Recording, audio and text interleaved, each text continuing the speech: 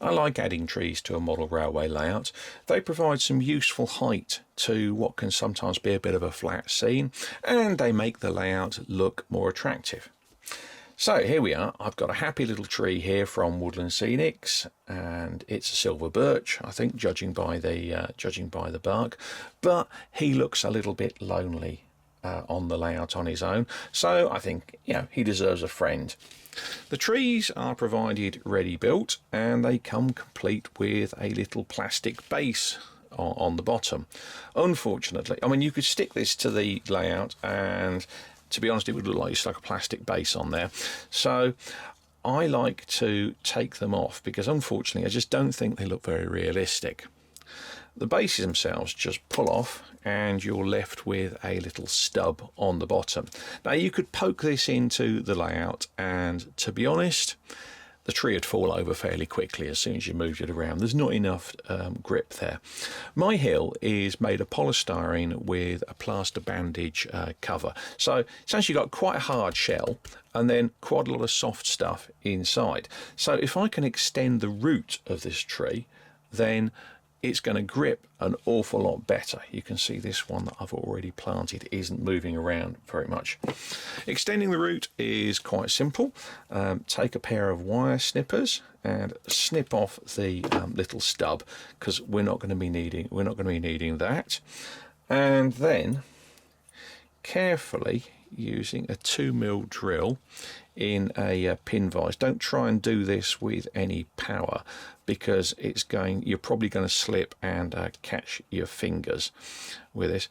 Basically drill up into the trunk with a 2mm drill. It doesn't have to be bang on centre because, well, quite frankly, nobody's going to notice, and as long as it doesn't come out the side, you're fine. The plastic is quite rubbery, so it's going to take a little bit of drilling, and just pull the drill out every so often to get the swarf out of the way. I like to go in about 1/2 centimetre if I can. As I say, the rubbery plastic is quite difficult to drill, but it does have many advantages to the next stage, because the roots are going to be made of a cocktail stick. Perfectly normal cocktail stick, and what I'm going to do is I'm going to trim it about that long. You want to make sure that when you poke it into the surface of the hill, it doesn't hit the baseboard and stop there.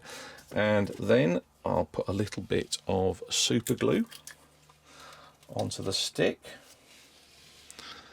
There we go, just a little bit of super glue. However, the rubbery plastic will actually grip this stick really well when I poke it up here. There we are, that's in. Okay, and already it's grabbed it. That's not going anywhere in a hurry, and it's given me a really good spike to poke into the scenery.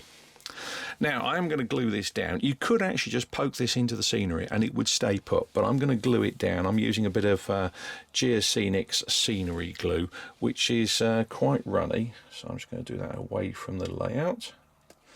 There we are, nice big bit of scenic glue, and then I just pick my spot and poke it into the layout through the hard shell of the plaster bandage, and there we have it, another tree nicely fitted into the layout.